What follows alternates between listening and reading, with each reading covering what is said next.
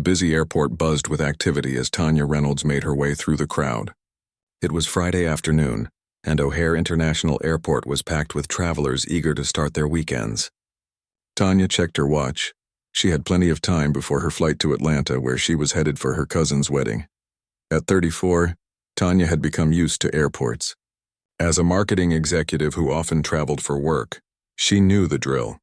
Check in online, arrive early, go through security, and wait at the gate. Today was no different. She had checked in the night before and had her boarding pass ready on her phone. Tanya joined the line at gate B22, scrolling through emails while she waited. The line moved steadily as the gate agents processed each passenger. When it was finally her turn, Tanya stepped forward with a friendly smile.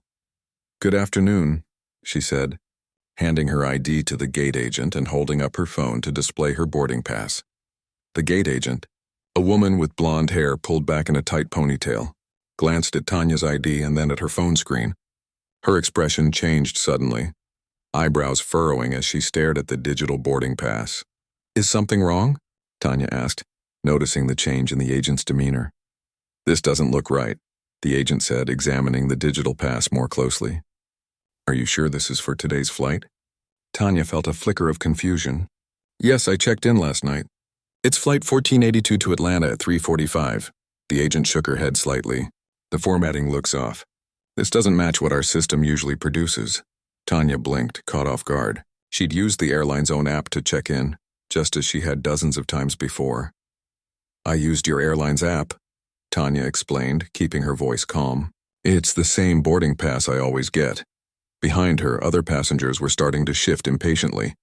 Tanya felt her neck grow warm as she became aware of the eyes on her back. She took a deep breath, remembering that staying calm was always the best approach.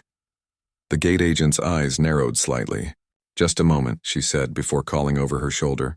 "Carlos, can you come look at this?"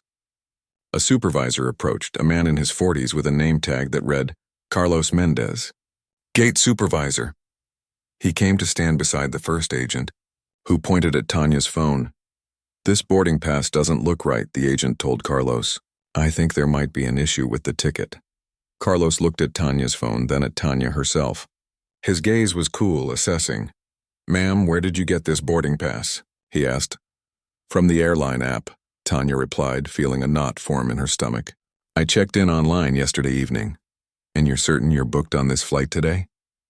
Carlos pressed. "Flight 1482 to Atlanta?" The question stung. Of course she knew which flight she was booked on. Tanya had triple-checked everything the night before, as was her habit. "Yes, I'm certain," she said firmly. "I can show you my confirmation email if that helps."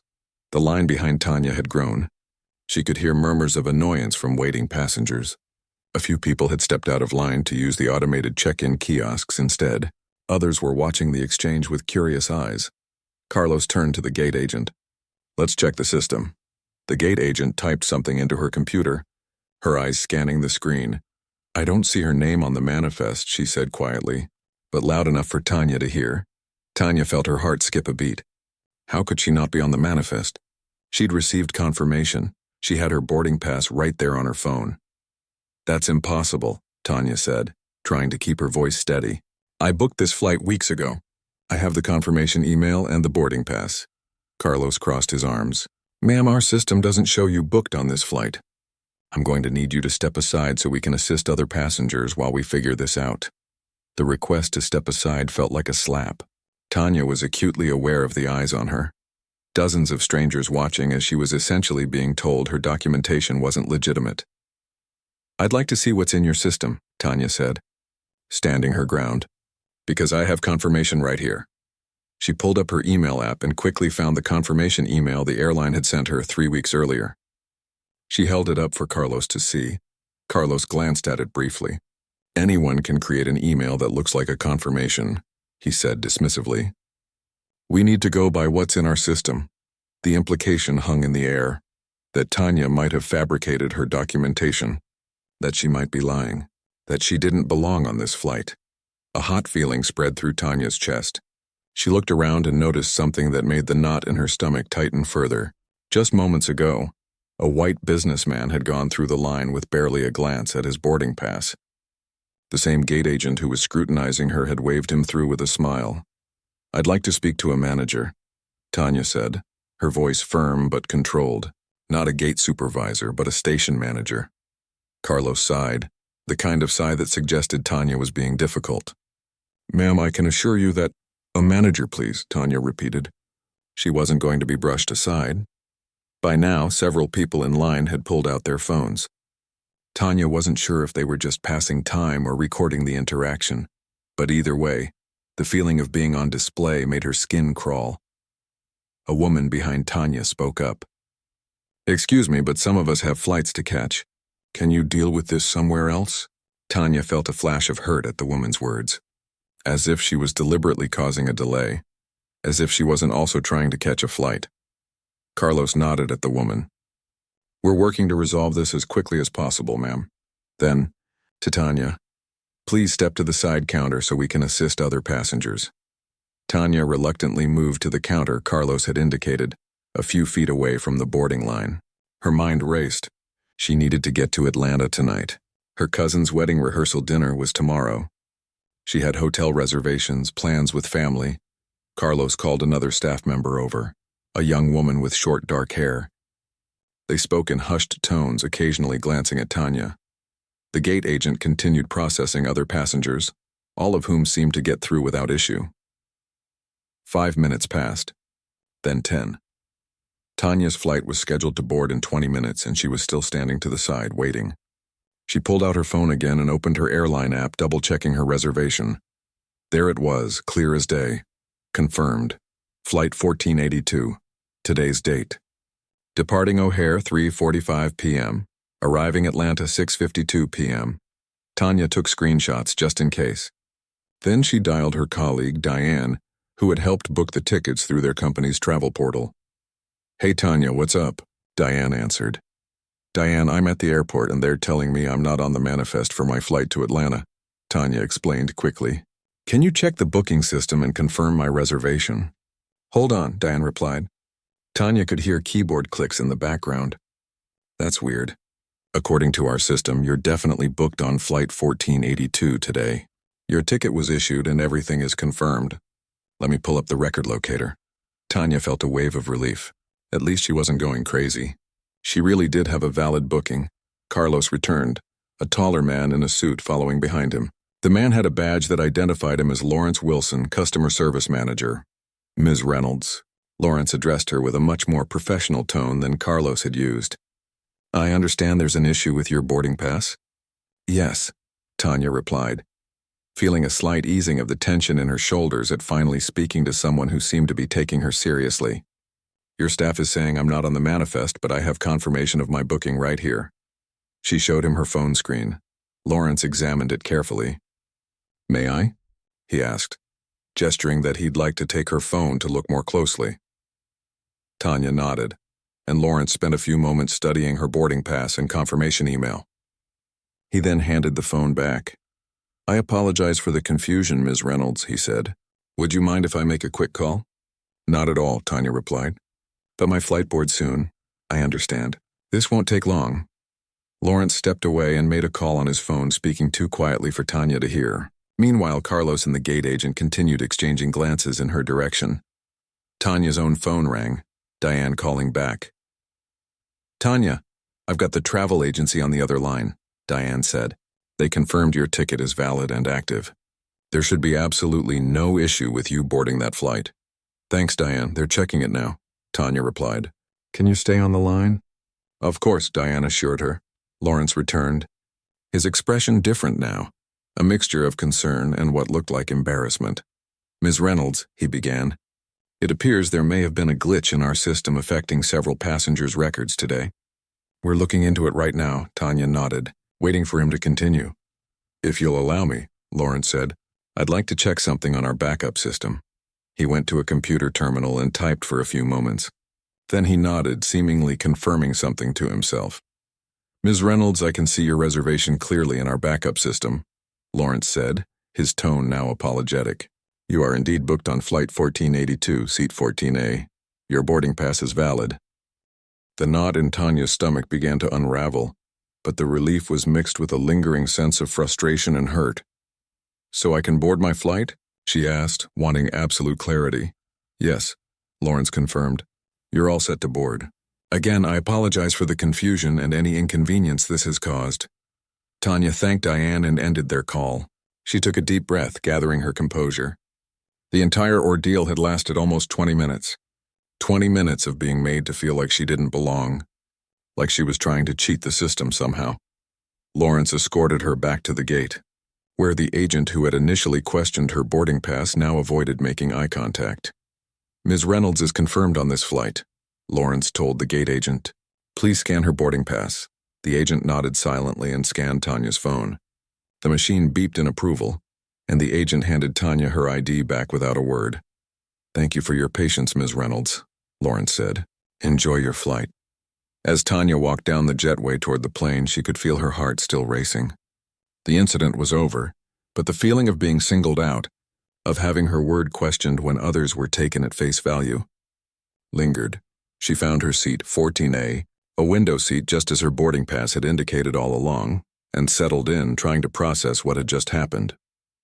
As other passengers filed past her down the aisle, Tanya wondered how many of them had witnessed her ordeal at the gate. How many had made assumptions about her based on what they saw? She looked out the window at the busy tarmac, airport workers scurrying about, planes taxiing to and from runways. Her phone buzzed with a text message from her cousin. "Can't wait to see you tonight." Tanya smiled despite everything. She was on her way. But as the flight attendants began their pre-departure routine, she couldn't help but wonder, would anyone else on this flight have been treated the way she was? And what would happen the next time she tried to board a plane? Tanya settled into seat 14A, trying to put the unpleasant gate experience behind her. She had just fastened her seatbelt when a flight attendant approached. "Ms. Reynolds?" the flight attendant asked quietly. She was a woman in her mid-50s with kind eyes and silver-streaked hair, pulled back in a neat bun. Her name tag read Patricia. Tanya felt a flutter of anxiety. "Yes? The captain would like to speak with you before we take off. Would you mind coming to the front of the aircraft?" Tanya's stomach dropped. Now what? She gathered her purse and followed Patricia up the aisle, aware of curious glances from other passengers. Some of them had witnessed the scene at the gate. What were they thinking now? At the front of the plane, a tall man with graying temples and captain's stripes stood waiting. He introduced himself as Captain Howard. "Ms. Reynolds, I understand there was some confusion at the gate," he said, his voice low enough that other passengers couldn't hear. "I wanted to personally apologize. The gate agent should have handled the situation differently." Tanya blinked in surprise. This wasn't what she had expected. "We've been having intermittent issues with our check-in system today," Captain Howard continued. "Several passengers' information wasn't showing up correctly in the primary system. But the gate staff should have checked the backup immediately instead of what happened." "Thank you, Captain," Tanya said, feeling a mix of vindication and lingering frustration. "I appreciate you taking the time to speak with me. If you need anything during the flight, please let the crew know. We want to make sure the rest of your journey goes smoothly." Tanya nodded and returned to her seat, noticing how some passengers quickly averted their eyes as she passed. Had they been talking about her? A young woman was now sitting in the middle seat next to Tanya. She smiled as Tanya sat down. "Everything okay?" she asked. "Yes, just a mix-up," Tanya replied, not wanting to get into details with a stranger. The woman nodded. "I saw what happened at the gate. That was awful. I'm Nicole, by the way." "Tanya," she replied, unsure whether she wanted to continue this conversation. "I recorded some of it," Nicole said quietly, "in case you needed it later. People shouldn't be treated that way." Tanya looked at Nicole with new interest. "You recorded it?" Nicole nodded. "I'm a law student. I've seen too many situations where people's word isn't enough. Sometimes video is the only thing that makes people listen." The plane began to pull away from the gate. Tanya closed her eyes briefly, feeling the tension of the past hour settling into a dull headache behind her temples. "Would you like to see it?" Nicole asked. "The video, I mean." Tanya hesitated, then nodded. Nicole pulled out her phone, switched it to airplane mode, and pulled up a video. She handed the phone to Tanya. The footage was clear, showing Tanya at the gate, calmly explaining about her boarding pass while Carlos and the gate agent looked skeptical. The audio wasn't perfect, but you could clearly hear Carlos saying, "Anyone can create an email that looks like a confirmation." You could see other passengers going through the line without issue, their boarding passes getting only cursory glances. Tanya handed the phone back, a lump forming in her throat. Seeing it from the outside somehow made it worse. "I can send it to you if you want," Nicole offered. "Thank you," Tanya said. "I'd appreciate that." They exchanged contact information as the plane taxied toward the runway. Nicole seemed to sense that Tanya didn't want to talk more about what happened, so she changed the subject to Atlanta, asking if Tanya was visiting or heading home. "Visiting," Tanya explained. "My cousin's getting married this weekend." The conversation helped distract Tanya from replaying the gate incident in her mind. By the time the plane took off, she was telling Nicole about her cousin's whirlwind romance and the family's excitement about the wedding. Once they reached cruising altitude and the seatbelt sign went off, Patricia, the flight attendant who had escorted Tanya to meet the captain, appeared at their row. "Ms. Reynolds," she said with a warm smile, "we'd like to offer you a complimentary meal and beverage service today. What can I get you?" Tanya was touched by the gesture but also felt conflicted. Would a free meal somehow make up for what happened? Still, she was hungry, having been too nervous to eat much before her flight. "Thank you," she said. "I'll have whatever meal option you have and maybe a glass of white wine." Patricia nodded. "Coming right up." "And for you, miss?"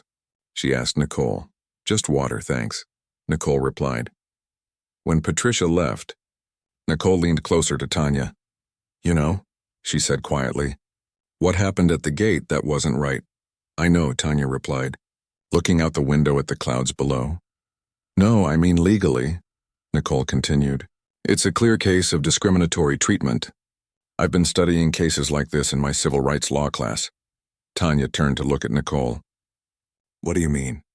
"Airlines are covered under federal laws that prohibit discrimination in public accommodations," Nicole explained. "When they treat passengers differently based on race, that's actionable," Tanya sighed. "I just want to get to Atlanta and enjoy my cousin's wedding. I don't want to deal with legal battles." "I understand," Nicole said. "But sometimes speaking up is the only way things change. Think about how many other people might go through the same thing if nobody says anything."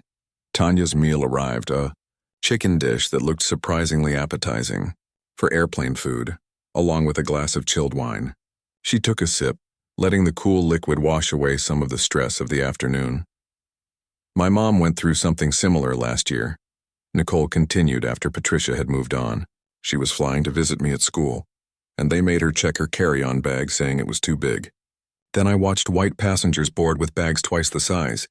Tanya nodded. "The story was all too familiar." "What did she do?" Tanya asked. "She filed a complaint with the Department of Transportation," Nicole said.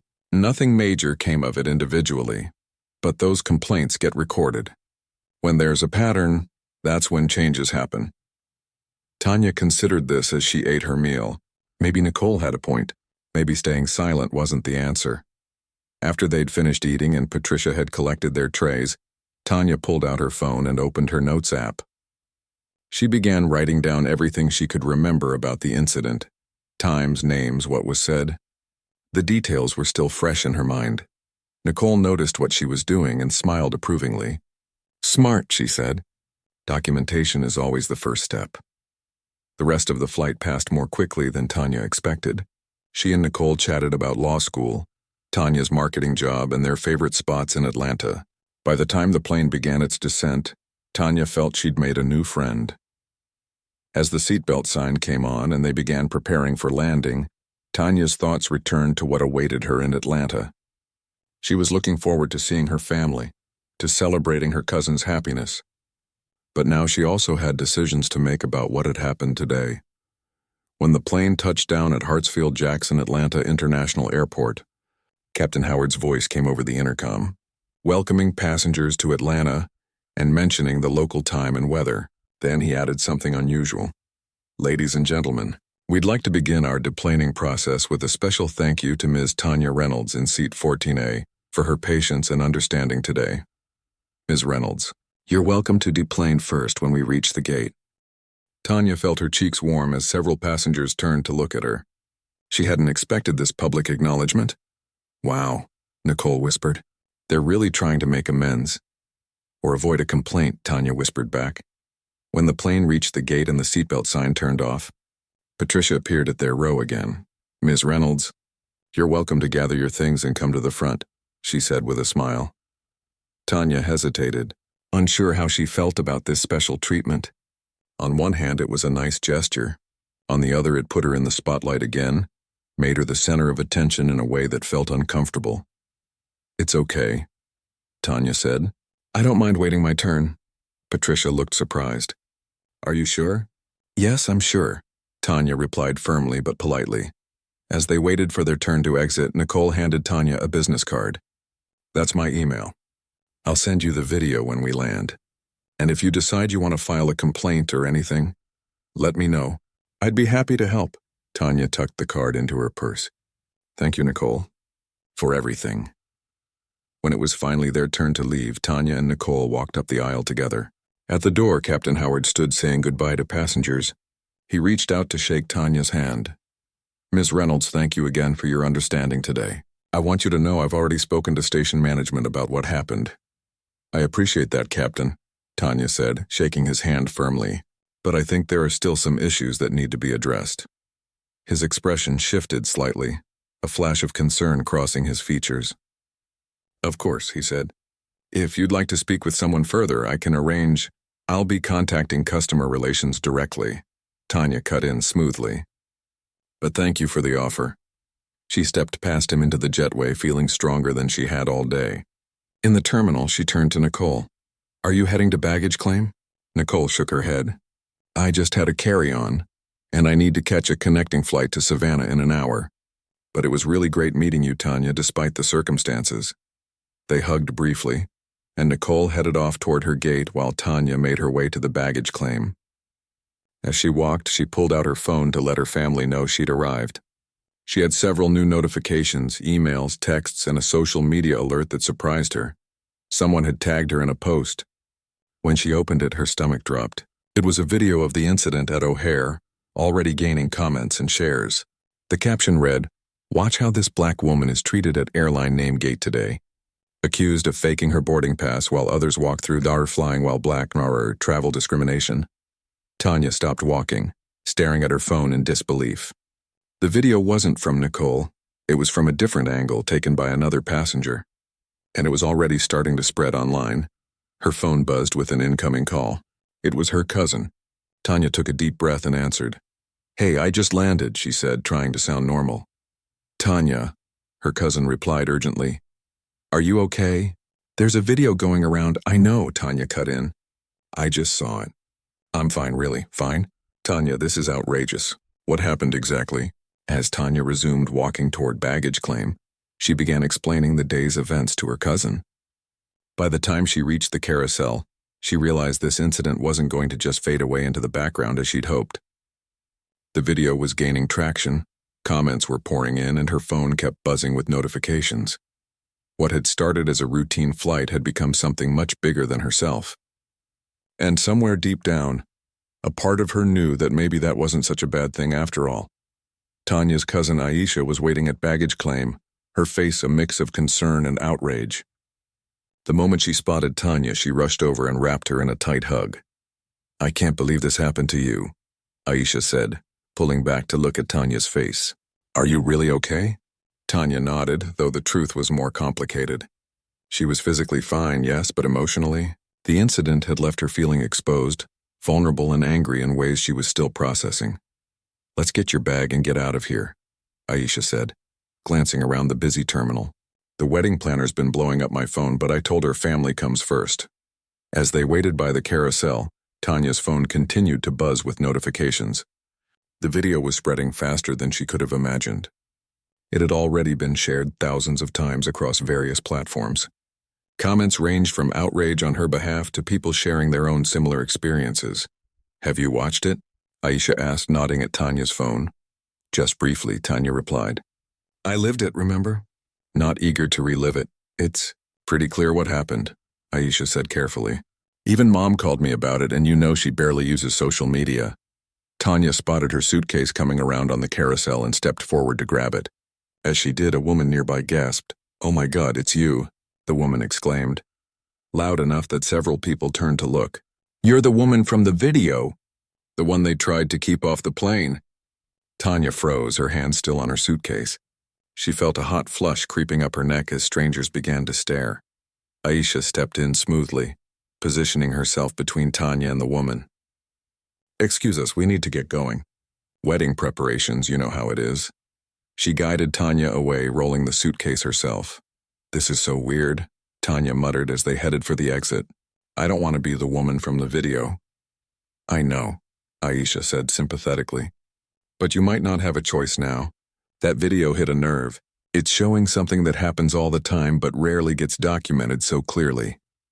In Aisha's car on the way to the hotel, Tanya finally looked more carefully at her phone. She had dozens of messages from friends and colleagues who had seen the video. Nicole had sent the footage she'd taken, along with a supportive message. But most surprising were the messages from strangers, people who had found her on social media and reached out to express support or share similar stories. One message in particular caught her attention. It was from a producer at a local news station in Atlanta. "Ms. Reynolds, we'd like to speak with you about your experience with the airline today. Would you be available for an interview? We believe your story highlights important issues in customer service and potential bias in the airline industry." Tanya showed the message to Aisha, who whistled low. "Are you going to do it?" Aisha asked, keeping her eyes on the road. "I don't know," Tanya replied honestly. "I came here for your wedding, not to be on the news." "Whatever you decide, I support you," Aisha said. "But for what it's worth, I think your voice needs to be heard. What happened to you happens to so many people who don't have the platform you have right now." They drove in silence for a few minutes, the Atlanta skyline visible ahead of them. Tanya stared out the window, thinking.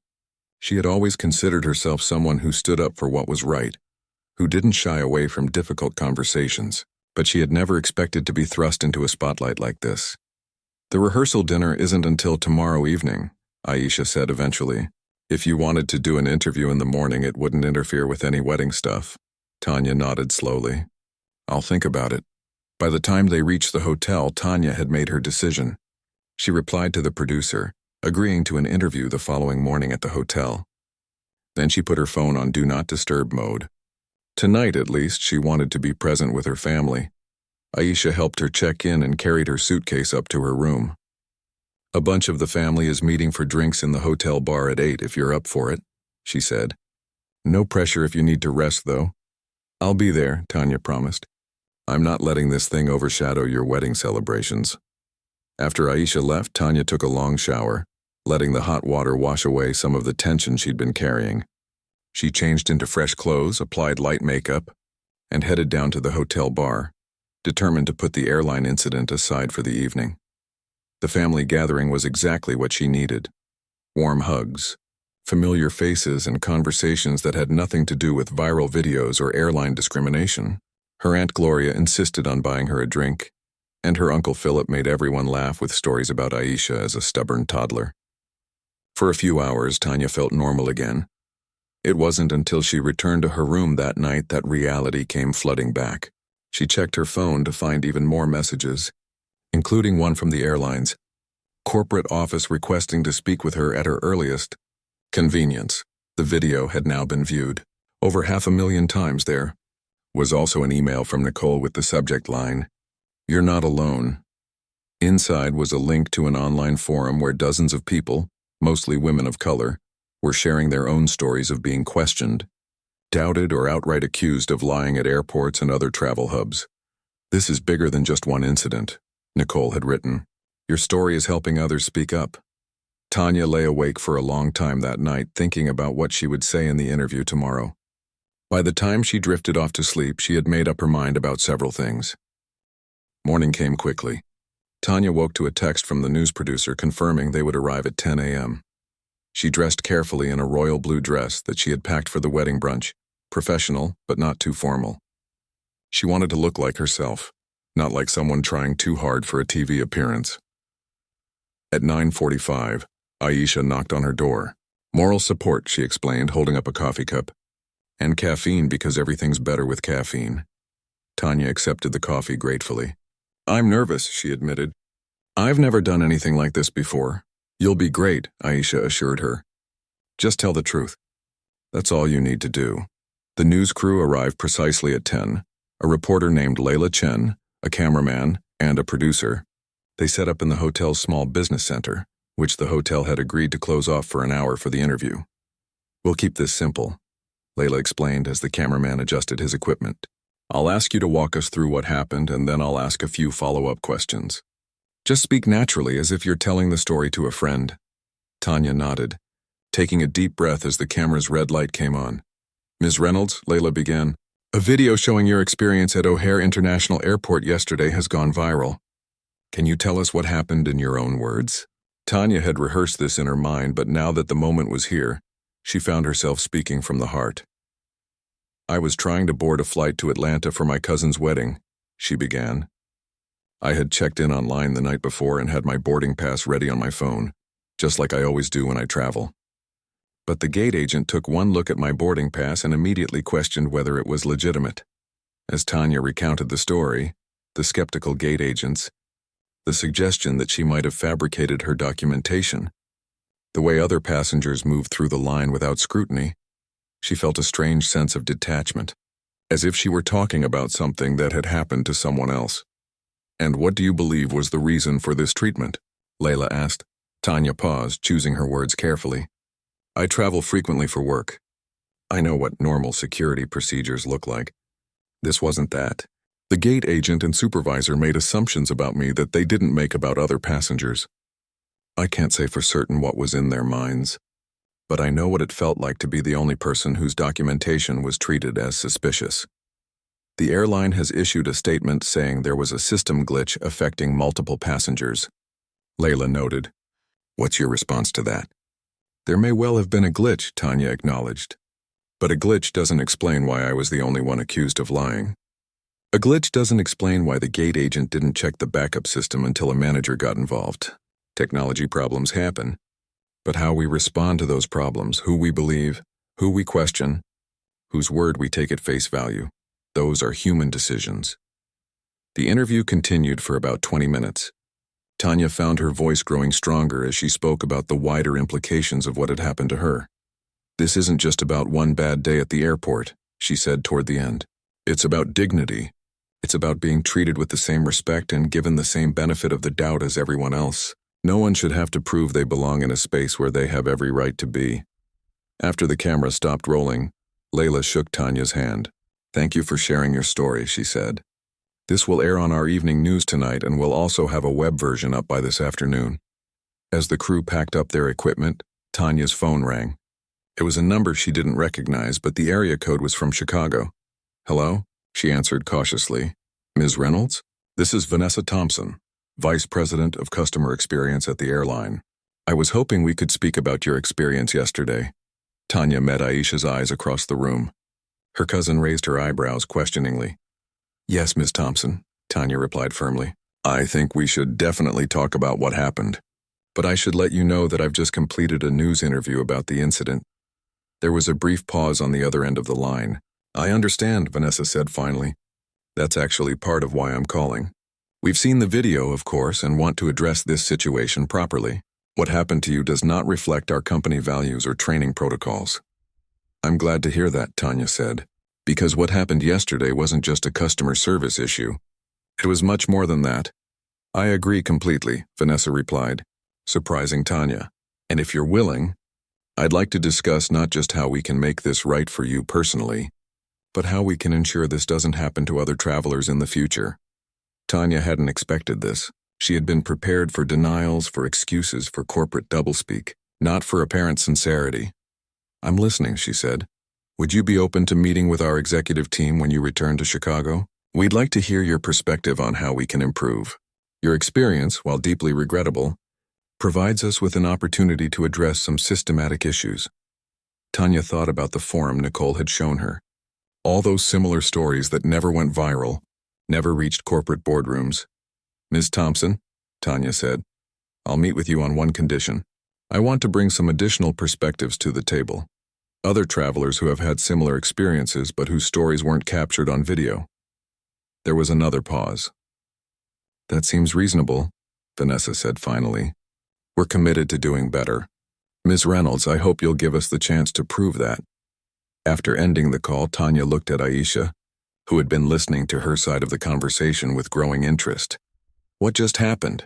Aisha asked. I think, Tanya said slowly, that I just got invited to help change an airline's approach to customer service. Aisha grinned. Only you could turn being mistreated at an airport into corporate consulting. Tanya laughed, feeling lighter than she had since the whole ordeal began. Come on, she said. Don't we have a wedding to prepare for? As they left the business center, Tanya's phone pinged with a message from Nicole. Just saw online that you did a news interview. Can't wait to watch it. Finally started a spreadsheet of similar incidents people have shared. Let me know if you want me to send it. Could be useful evidence. Tanya smiled and typed back, Send it. I think we're going to need it. Talk soon. For the first time since the gate agent had questioned her boarding pass, Tanya felt something beyond anger or hurt. She felt purpose. What had happened to her wasn't right, but perhaps it could be the catalyst for something important, something that might help ensure others didn't have the same experience in the future. And with that thought, she put her phone away and turned her attention fully to the celebration ahead. The airline could wait until after the wedding. For now, family came first. Aisha's wedding was everything a celebration of love should be. The ceremony brought tears to everyone's eyes. The food was delicious and the dance floor stayed packed well into the night. For 2 wonderful days, Tanya managed to push the airport incident to the back of her mind and focus entirely on her family. But reality came rushing back on Sunday evening as she prepared to return to Chicago. Her interview had aired on Friday night's news and had since been picked up by national outlets. The original video had now been viewed millions of times. Tanya had received messages from people all over the country, and her social media followers had tripled. Are you sure you're going to be okay flying back? Aisha asked as she helped Tanya pack up her hotel room. What if the airline staff recognize you? Then they recognize me, Tanya said with a shrug that projected more confidence than she felt. I have nothing to be ashamed of. Besides, the vice president of customer experience personally assured me I wouldn't have any issues. Vanessa Thompson had indeed called again the previous day to confirm that the airline was aware of Tanya's return flight and had briefed all relevant staff. She had also scheduled a meeting with Tanya and several executives for Tuesday morning. Aisha hugged Tanya tightly before she got into her rideshare to the airport. Call me the second you land, okay? And if anything at all feels off during the flight, text me. I will, Tanya promised. But I think it'll be fine. The ride to Hartsfield-Jackson was uneventful, but Tanya felt her anxiety building as they approached the departures area. Would people recognize her? Would airline staff treat her differently? Better, worse? She took a deep breath as she entered the terminal, reminding herself that she had done nothing wrong. She was just a passenger traveling home after a wedding. That's all. Check-in went smoothly, suspiciously so, in fact. The agent's smile seemed forced, overly bright, and he kept glancing at his supervisor who was hovering nearby. Tanya wondered if they had been given special instructions about her. The security line moved quickly, and soon Tanya was making her way to her gate. As she walked, she noticed a few people doing double takes, looking at her and then at their phones as if confirming her identity. One woman even nudged her companion and whispered something while looking directly at Tanya. It was a strange feeling, being recognized by strangers. Part of her wanted to slip on sunglasses and become invisible. Another part of her held her head higher, refusing to shrink away from the attention. At the gate, Tanya found a seat away from the crowds and pulled out her phone. Nicole had sent her the spreadsheet as promised, and it was more extensive than Tanya had expected. There were over 100 entries, each detailing a similar experience of being questioned, doubted, or treated with suspicion while traveling. Most were from Black women, but there were entries from other people of color as well. Tanya was so engrossed in reading the accounts that she almost missed the announcement that her flight was boarding. She gathered her things and got in line, bracing herself for whatever might happen at the gate. The gate agent, a different one from her previous flight, scanned her boarding pass without comment. Just as Tanya was about to step onto the jetway, however, a man in a suit approached her. Ms. Reynolds, he said quietly, I'm Anthony Wilson, the station manager for the airline here at Atlanta. May I have a word? Tanya felt a flutter of apprehension. My flight is boarding, she said, gesturing toward the jetway. This will only take a moment, Anthony assured her. And the flight won't leave without you, I promise. Reluctantly, Tanya stepped to the side with him. To her surprise, Anthony didn't lead her to an office or a quiet corner. Instead, he remained right there at the gate in full view of other passengers. Ms. Reynolds, he began, I wanted to personally apologize for your experience with our airline. What happened in Chicago was unacceptable and does not represent who we are or how we train our staff to treat our passengers. Tanya blinked, taken aback by the public nature of this apology. Several nearby passengers were openly watching now, some even recording with their phones. Thank you, she said cautiously, unsure where this was heading. We've begun a comprehensive review of our training procedures, Anthony continued, with particular focus on ensuring consistent treatment for all passengers. Your willingness to speak with our executive team is deeply appreciated. It felt rehearsed like a statement crafted by the airline's PR team, but the fact that they had the station manager deliver it personally in public suggested they were taking the situation seriously. I appreciate the apology, Tanya said carefully, and I look forward to our meeting on Tuesday. I hope it leads to meaningful change, Anthony nodded. I've upgraded you to first class for your flight today. It's a small gesture, but we want you to know that you are a valued customer. Thank you, Tanya said again, though the upgrade felt like a Band-Aid on a much deeper wound. Still, she wasn't going to turn down a more comfortable seat for the flight home.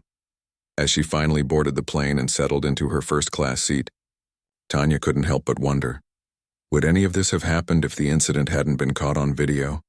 If it hadn't gone viral? How many other passengers had similar experiences but never received apologies or upgrades or meetings with executives because no one was watching? The flight attendant serving first class was almost comically attentive, checking on Tanya repeatedly throughout the flight. It was clear that word had spread among the crew about who she was. By the time they landed in Chicago, Tanya was exhausted from the emotional toll of being treated like both a VIP and a potential liability. As she exited the plane, she was surprised to see Diane, her colleague from work, waiting for her at the gate. "What are you doing here?" Tanya asked as they hugged. "Did you think I was going to let you face this alone?" Diane replied. "Besides, I want to hear all about this meeting you've got with the airline bigwigs. The whole office is talking about it, you know. You're kind of a celebrity," Tanya groaned. "Please don't say that." "Well, you are," Diane insisted as they walked toward baggage claim. "And for good reason. That video, Tanya. I've never seen something capture so perfectly what so many of us go through. Usually it's subtle, easy to dismiss or explain away, but what happened to you was so blatant, so clearly wrong. That's why I agreed to the meeting," Tanya said. "Because it happens all the time, but it's usually not caught on camera. Usually there's no proof, just our word against theirs." Diane nodded. "So what's your plan for the meeting? Please tell me you're not going alone." "Actually," Tanya said, "I've been thinking about that. The VP said I could bring other perspectives to the table. I was planning to ask Nicole. She's the law student I met on the flight to Atlanta. But I think I need more than that." "What about me?" Diane offered. "I've got plenty of travel horror stories and I'm not afraid to speak up in a corporate setting." Tanya smiled gratefully. "That would be great. And I've been thinking, what if we also invited someone from the Association of Black Travel Professionals? They've reached out to me offering support, and they have data on these kinds of incidents going back years." "Now you're thinking," Diane said approvingly. "Turn this into more than just your individual complaint. Make them see the pattern." By the time Tanya got home that night, she had a plan. She spent the evening making calls and sending emails, assembling a small but powerful group to join her at the meeting. Nicole agreed to come and bring her legal perspective. Diane would represent the business traveler angle, and Keisha Washington, the president of the Association of Black Travel Professionals, would bring data and statistics that showed the systematic nature of the problem. Tuesday morning arrived clear and cool. Tanya dressed in a crisp navy suit, professional but confident, and met her team in the lobby of the airline's corporate headquarters. "Nervous?" Nicole asked as they waited to be escorted upstairs. "A little," Tanya admitted. "I've never done anything like this before." "You've got this," Keisha assured her. "Remember, you're not asking for favors.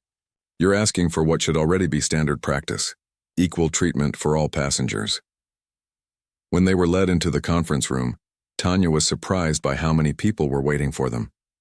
Vanessa Thompson was there, along with the airline's chief operating officer, the head of training, the diversity and inclusion officer, and several others whose titles Tanya didn't catch in the whirlwind of introductions.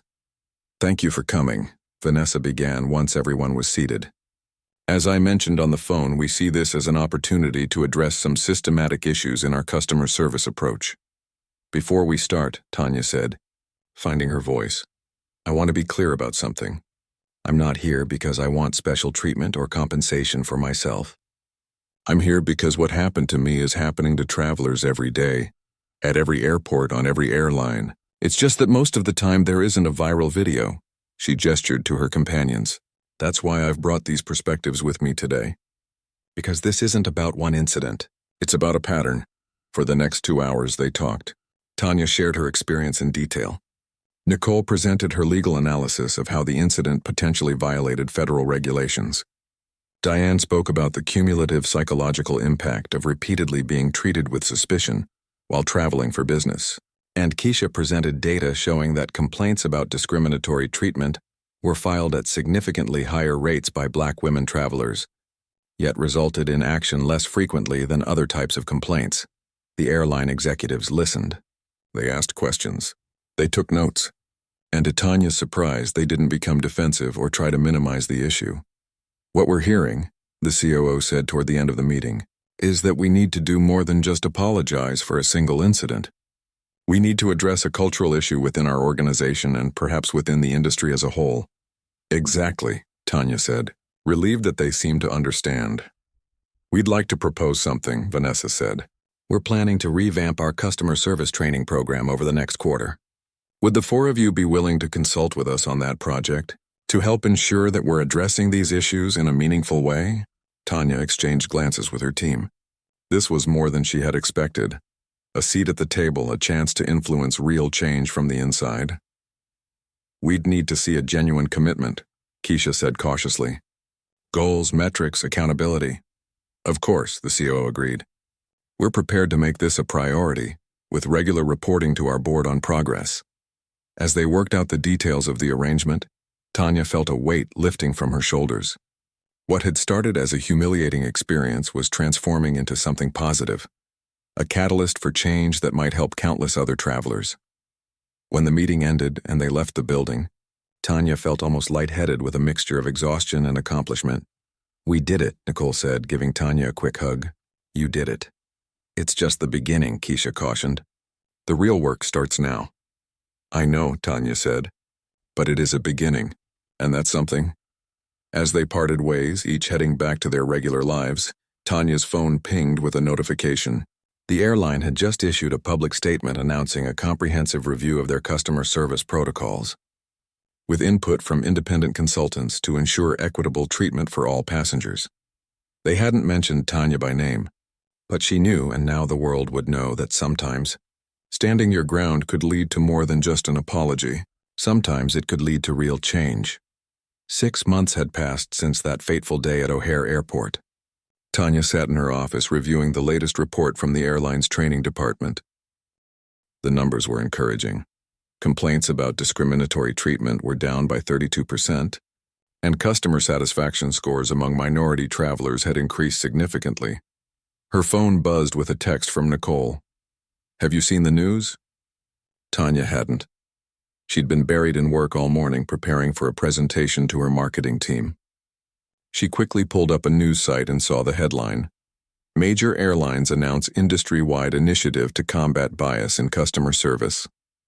The article detailed how 6 major airlines, including the one Tanya had confronted, were jointly launching a new training program and accountability system aimed at ensuring equal treatment for all passengers. The initiative had grown directly out of the work Tanya and her team had done over the past 6 months. "We're seeing a ripple effect," Keisha had told her just last week. "Other airlines are reaching out asking for our input. They're realizing this isn't just a PR problem. It's a fundamental customer service issue that affects millions of travelers." Tanya smiled as she read the article.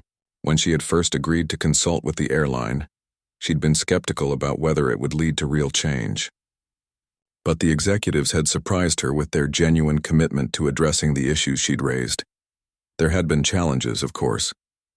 Some staff had resisted the new training, seeing it as an accusation rather than an opportunity to improve. There had been heated discussions about how to measure success and hold people accountable. But through it all, Tanya had remained focused on the goal, ensuring that no other traveler would have to experience what she had gone through. A knock on her office door pulled her from her thoughts. It was Diane holding 2 cups of coffee. "I figured you could use this," Diane said, placing 1 cup on Tanya's desk. "Big day, huh? You saw the announcement?" Diane nodded. "Everyone's talking about it." "You should be proud, Tanya. This started with you standing your ground at that gate." Tanya took a sip of the coffee, thinking back to that moment 6 months ago. How frightened and angry she had felt, standing there while Carlos and the gate agent questioned her boarding pass. How alone she had felt, even surrounded by other passengers. If she had simply accepted their treatment, if she hadn't insisted on speaking to a manager, if the incident hadn't been caught on video. "It wasn't just me," Tanya said. "It was everyone who shared their stories afterward. It was you and Nicole and Keisha. It was all those people who commented on the video saying this happened to me too. We all did this together." "True," Diane acknowledged. "But it started with you. Someone had to be the first domino." Tanya's computer chimed with an incoming email. It was from Vanessa Thompson with the subject line, "Next Steps." "I need to read this," Tanya told Diane. "Can we catch up at lunch?" "Sure thing," Diane replied, heading for the door. "Don't forget we've got that team meeting at 2. Alone again, Tanya opened the email. Vanessa was proposing something new, expanding their work beyond just the airline industry. She wanted Tanya and her team to speak at an upcoming conference for customer service executives across various industries, from hotels to retail to banking. "The lessons we've learned apply far beyond air travel," Vanessa had written. "The principles of equitable treatment and recognizing unconscious bias are universal. Your story and the changes it inspired could help transform customer service standards across the board." Tanya leaned back in her chair, taking in the magnitude of what Vanessa was suggesting. When she had stood her ground that day at the gate, she had never imagined that it would lead to this, to an opportunity to influence how companies across different industries approached customer service. Her phone rang. It was Nicole. "Did you see the announcement?" Nicole asked as soon as Tanya answered. "Just reading about it now," Tanya replied. "It's pretty amazing." "It's more than amazing," Nicole said, her voice excited. "It's precedent-setting. I've been talking with some of my professors about it. They think this could be a case study in how consumer advocacy can drive corporate policy changes." Nicole had graduated from law school 2 months earlier and was now working at a civil rights organization, focusing on cases of discrimination in public accommodations. "I've got news too," Tanya said. "Vanessa wants us to speak at a conference, not just about airlines, but about customer service across all industries." "We should do it," Nicole said without hesitation. "Think about how many people we could reach." Tanya promised to think about it and ended the call. She opened her bottom desk drawer and pulled out a folder labeled Airport Incident. Inside was the original boarding pass from that day, which she had kept as a reminder. There were also printouts of some of the emails and messages she had received from other travelers sharing their stories. One message in particular had always stuck with her. It was from a mother whose teenage daughter had been questioned aggressively while traveling alone to visit her grandparents. The girl had been so traumatized by the experience that she had been afraid to fly again. "After seeing your story," the mother had written, "I showed my daughter that she wasn't alone, that what happened to her wasn't her fault. Watching you stand up for yourself gave her the courage to travel again. Thank you for being the voice that some of us couldn't be." Tanya had read that message dozens of times over the past 6 months. Whenever the work felt too challenging or progress seemed too slow, she would return to it, reminding herself why this mattered. Her desk phone rang, the receptionist letting her know she had visitors. Tanya glanced at her calendar in confusion. She wasn't expecting anyone this morning. "Send them back," she said, curious. A moment later, her office door opened to reveal Keisha Washington, along with 2 people Tanya didn't recognize, an older man in a sharp suit and a younger woman with natural hair pulled back in a neat bun. "Sorry to drop in unannounced," Keisha said, "but I wanted you to meet some people. This is Representative Anthony Chen and his Chief of Staff, Zoe Banks." Tanya stood quickly, recognizing the name. Anthony Chen was a congressman known for his work on transportation and consumer protection issues. "It's an honor to meet you, Representative Chen," Tanya said, shaking his hand. "The honor is mine, Ms. Reynolds," he replied. "Your work over the past 6 months has been remarkable, which is why I wanted to meet with you in person."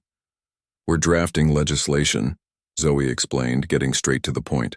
"A bill that would require all transportation providers to implement anti-bias training and accountability measures similar to what you've helped develop with the airline. We need your input," Representative Chen continued. "Your experience on the ground implementing these changes makes you uniquely qualified to help us craft effective legislation." Tanya looked at Keisha, who was smiling broadly. "I told you there would be a ripple effect," Keisha said. "This is the next wave." For the next hour, they talked about the challenges and successes of the airline program, about what worked and what didn't, about the resistance they'd encountered and how they'd overcome it. Representative Chen took notes and asked thoughtful questions, clearly taking their input seriously. "We'll need you to testify before the Transportation Committee," he said as the meeting wrapped up. "Your story, combined with the data showing the effectiveness of these measures, could be exactly what we need to get bipartisan support." After they left, Tanya sat quietly for a moment, trying to process everything that had happened. In 6 months, her experience had gone from a personal humiliation to a viral video to a corporate initiative to now, potentially, federal legislation. The scale of the impact was difficult to comprehend. Her phone pinged with a notification from her calendar app. It was a reminder about her flight the next day. She was heading to a marketing conference in Boston. Tanya had flown dozens of times since the incident, and while she still felt a flutter of anxiety whenever she approached a gate agent, each uneventful check-in helped ease the trauma of that day. She opened the airline app to check in for her flight, the action now routine once again. As she completed the check-in process, she noticed something new on her digital boarding pass, a small note at the bottom. "Passenger feedback program. Help us improve your experience." It was a feature she had suggested during one of the consultation sessions, a way for passengers to report both positive and negative experiences in real time, with serious complaints flagged for immediate review by management. Seeing the feature implemented on her own boarding pass brought a smile to Tanya's face. It was a small thing, but it represented a fundamental shift in how the airline approached customer concerns, especially from those who had historically been less likely to be believed. As she gathered her things for the team meeting, Tanya's thoughts returned to that moment at O'Hare when she had made the decision to stand her ground. She had been afraid then, afraid of making a scene, afraid of being labeled as difficult, afraid of the potential consequences of challenging authority. But she had done it anyway, finding a strength within herself that she hadn't known she possessed. And in doing so, she had started something much bigger than herself. Later that evening, as Tanya packed for her trip to Boston, her phone buzzed with an email notification. It was from a name she didn't recognize, with the subject line, "Thank you for changing air travel for people like me." The email was from a young black woman who had just completed her first solo flight. "I was nervous about flying alone," she had written. "I've heard so many stories about people who look like me being questioned or treated poorly at airports. But my experience was completely different. The staff was respectful and professional. My documentation was checked the same way as everyone else's. I felt like just another passenger, not someone under suspicion. And I know that's partly because of the changes you helped make happen. Thank you for standing up not just for yourself but for all of us." Tanya read the message twice, feeling a warmth spread through her chest. This was why she had pushed through the discomfort of publicity, the long hours of meetings, the occasional pushback from those resistant to change. For this young woman, and countless others like her, who deserved to travel with dignity. She typed a brief reply, thanking the woman for sharing her experience, and then returned to her packing. Tomorrow she would board a plane just as she had done countless times before. But now, because of her willingness to speak up that day 6 months ago, the experience would be just a little bit better, not just for her, but for everyone. And that, Tanya thought as she zipped up her suitcase, was something worth standing up for.